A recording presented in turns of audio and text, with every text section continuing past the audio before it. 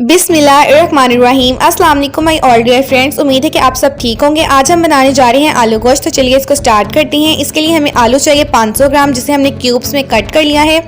गोश्त हमें बीफ का चाहिए 1 kg, जिसे हमने बॉईल किया और इसकी हमने यखनी भी रखनी है 2 कप।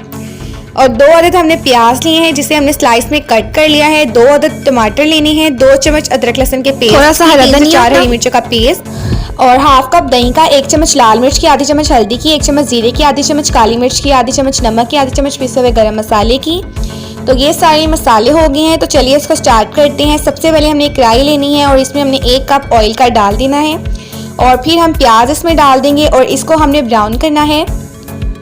तो ये ब्राउन हो गया है। अब अदरक लहसुन का पेस्ट डाल देंगे और फिर हरी मिर्चों का पेस्ट डालेंगे, टमाटर डाल देंगे और फिर सारे मसाले डालेंगे और 1 गिलास पानी का डालकर अच्छे से मसाला भून लेंगे। और अब हमने इसके अंदर हाफ कप दही का डालना है। अब जो हमने बीफ का गोश्त बॉईल किया था वो हम डाल देंगे। यखनी जो है इसकी हम वो बाद में डालेंगे, अभी सिर्फ हम गोश्त डालेंगे और इसे भी अच्छे से भूनेंगे मसाले के अंदर।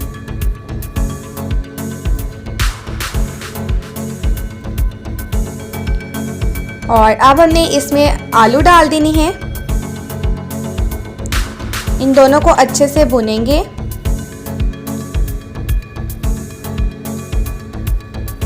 और जो यखनी हमने रखी थी वो अब हम इसमें डाल देंगे। यखनी के ये 2 कप हैं, हमने इसमें डाल दिए हैं और अब ढक्कन देकर 10 से 15 मिनट इसको पकाएंगे ताकि आलू जो है वो अच्छे से गल जाएं। तो 15 मिनट हो गए हैं। आलू को चेक करते हैं, गल गया है। ये देखें आलू जो है वो गल चुका है। तो अब हम इसके अंदर आधे चम्मच पिसे हुए गरम मसाले की डाल देंगे। ये ऑप्शनल है, अगर आपने डालना है तो डाल सकते हैं। और फिर हरा धनिया डाल देंगे और अब इसे सर्व करते हैं।